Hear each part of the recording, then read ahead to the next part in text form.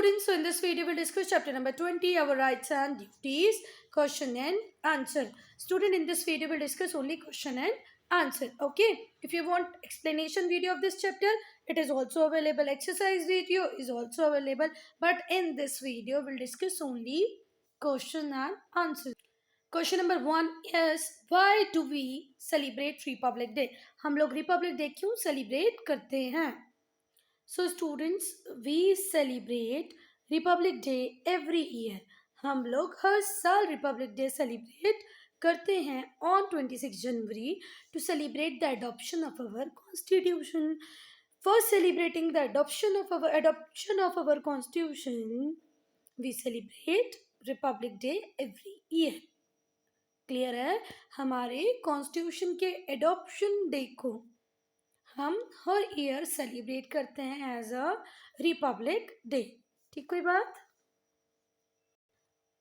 What are the fundamental rights? Name them. अब हम लोग को क्या पढ़ना बचा इस क्वेश्चन में?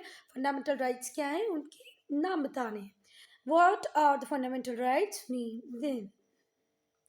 The rights of the citizens of a country are known as fundamental rights. The rights of the citizen of a country are known as fundamental right.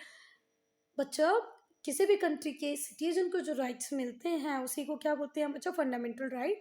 There are 6 fundamental rights. 6 fundamental rights है हमारे India में. Right to equality, right to freedom, right against exploitation, right to freedom of religion, culture and educational rights, right to constitutional remedies. ठीक है students, these 6 rights are there which is available for all the citizens who is residing or living in country, our country India. Okay, next question is what do you understand by right to freedom? क्या समझते हैं आप right to freedom से? ठीक है, every citizen in this country has the freedom of speech. हमारे country में बच्चा जितने भी लोग होते हैं उनको फ्रीडम ऑफ स्पीच दिया गया है. And free to express his और हर थॉट. हम सब फ्री हैं बच्चा हमारे थॉट्स को एक्सप्रेस करने के लिए. They can assemble peacefully without arms. हम लोग किसी भी हमारे यहाँ मैरिजेस होती हैं, बहुत सारी असेंबलीज होती हैं, बहुत सारे प्रोसेशंस होते हैं, तो हम लोग बच्चा हमारी कंट्री ने हमको इतनी फ्रीडम दी है कि हम पीसफुली कहीं पर भी असेंबल हो सकते हैं. पर हमारे पास आर्म्स नहीं होने चाहिए, मतलब गन्स नहीं होने चाहिए, वेपन्स नहीं होने चाहिए. Form unions. हम लोग यूनियन बना सकते हैं, एसोसिएशन बना सकते हैं. And move to and settle in any part of the country. आपको कोई नहीं रोकेगा. If you want to buy a house in Mumbai you are very free. If you want to buy a house in Bengaluru you are very free. So you are free to express your opinion, your thoughts. You can assemble peacefully. You can reside in any part of the country. Even you can form union and association. आप अपना union association भी बना सकते हैं.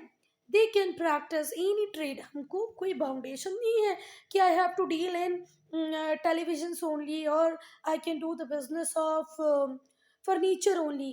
Okay, I am very free to do trade of my own choice. All children between the age of 6 to 14 are entitled to free and compulsory education under RTE. बच्चा, compulsory education है 6 to 14 year के बच्चों के लिए. ठीक है, और वो भी फ्री. ठीक है. What are the fundamental duties? Explain. Fundamental duties क्या है आपको एक्सप्लेन करना है, तो चले. Fundamental duties are the duties that all citizens of India are expected to perform. अच्छा, फंडामेंटल ड्यूटीज़ वो ड्यूटीज़ हैं जो हमारी कंट्री, हमारा कॉन्स्टिट्यूशन, हमारी गवर्नमेंट हमसे चाहती है कि हम सब उसको परफॉर्म करें. Fundamental duties are the duties that all citizen of India are expected to perform. सबसे एक्सपेक्ट किया जाता है कि वो परफॉर्म करेंगे. और वो फंडामेंटल ड्यूटीज़ क्या हैं? Obey the constitution and the law of the country. Obey the constitution and the laws of the country. आपको कंट्री के कॉन्स्टिट्यूशन को ओबे करना है, कंट्रीज़ के जो भी लॉज हैं उसको ओबे करना है. तो आपको फर्स्ट ड्यूटी है आपकी कि कॉन्स्टिट्यूशन को ओबे करो, कॉन्स्टिट्यूशन को फॉलो करो, जितने भी लॉज हैं उनको फॉलो करो. ठीक है. Respect the national flag and national anthem. You have to respect your national flag and national anthem. Follow the path of non violence. हमेशा लड़ाई झगड़ा नहीं करना है बच्चा. नॉन वायलेंस के पाथ को आपको फॉलो करना है. सेक्युलरिज्म को फॉलो करना है, डेमोक्रेसी को फॉलो करना है। Democracy means one man one vote where the people are very free to elect their own government is called democracy. जहाँ पर लोग गवर्नमेंट को चुनते हैं उसको क्या बोलते हैं बच्चों? डेमोक्रेसी। सेक्युलरिज्म का मतलब क्या होता है? कोई स्टेट रिलीजन नहीं होना या सरकार का किसी पर्टिकुलर रिलीजन को फेवर ना करना। तो हमारी कंट्री सेक्युलर है, हम डेमोक्रेटिक कंट्री भी हैं, ठीक है। सेक्युलर का मतलब क्या होता है? जब आपकी कंट्री का अपना कोई रिलीजन ना हो, ठीक है, धर्म ना हो। Democracy where people is going to elect their represented और देयर गवर्नमेंट। तो ये ड्यूटी समझ में आ गई। Then preserve the heritage and culture of the country. You have to preserve the heritage and culture of the country. बहुत बार हम लोगों ने देखा है कि हम लोग कई बार बहुत अच्छे मॉन्यूमेंट्स और पार्क्स और स्कल्पचर्स को देखने जाते हैं और कुछ वहाँ पर गंदा करके आ जाते हैं। कई लोगों की आदत होती है बहुत सारे मॉन्यूमेंट्स में कुछ लिख आते हैं, बिल्डिंग्स में लिख आते हैं, टेम्पल्स में लिख आते हैं। तो ये गलत बात है बेटा। You have to preserve your heritage and culture of the country. Next, protect the sovereignty, unity, and integrity of the nation. Protect the sovereignty, unity and integrity of the nation. आपको अपनी कंट्री की sovereignty, unity आप सबको पता है, integrity आप सबको पता है, सोवरेनिटी में आपको थोड़ा सा बता देती हूँ। सोवरेनिटी मीन्स कंट्री जो भी डिसीजन लेगी बेटा, what ever internal and external decision taken by the country, it is his own. उसके ऊपर कोई फॉरेन इन्फ्लुएंस नहीं है। कंट्री में इलेक्टेड रिप्रेजेंटेटिव, हमारे पीएम सीएम जिनको हमने इलेक्ट किया वही डिसीजन ले रहे हैं विदाउट एनी फॉरेन इन्फ्लुएंस और foreign control is called sovereignty. जब हमारा डिसीजन अपने अपने हाथ में है तो उसको क्या बोलते हैं? सोवरेन कंट्री, ठीक है। यूनिटी आपको पता, साथ इंटीग्रिटी आपको पता ही है।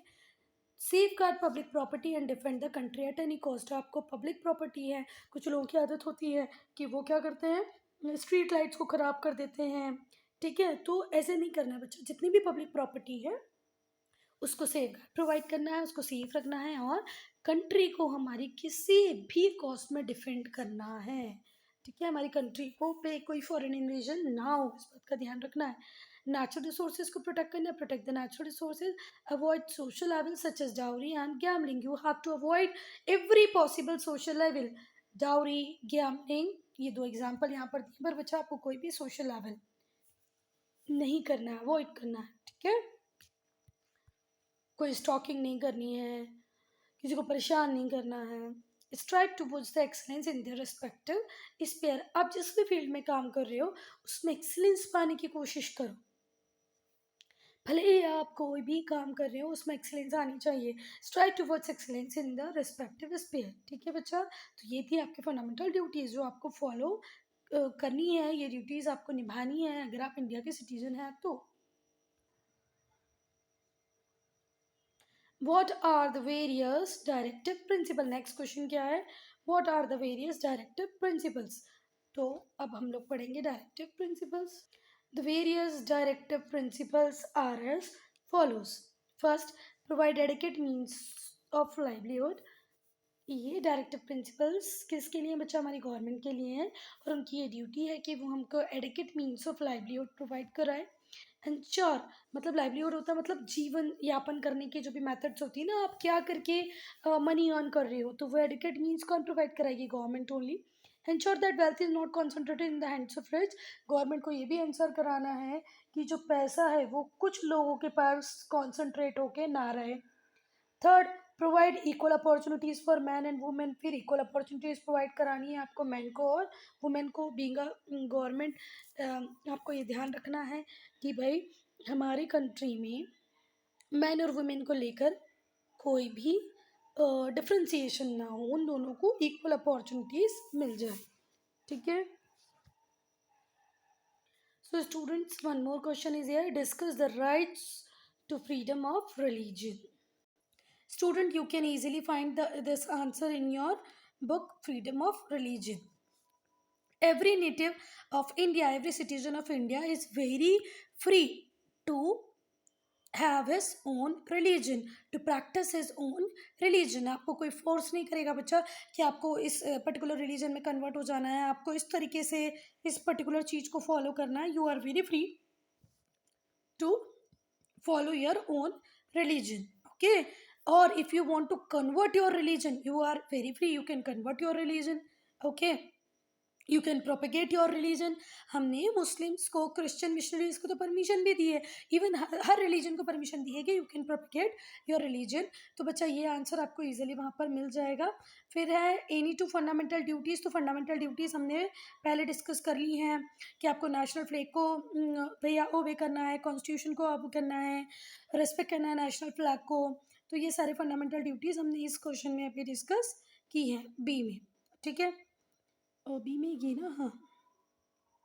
Why are seats reserved for the weaker section of society? Do you agree with the system?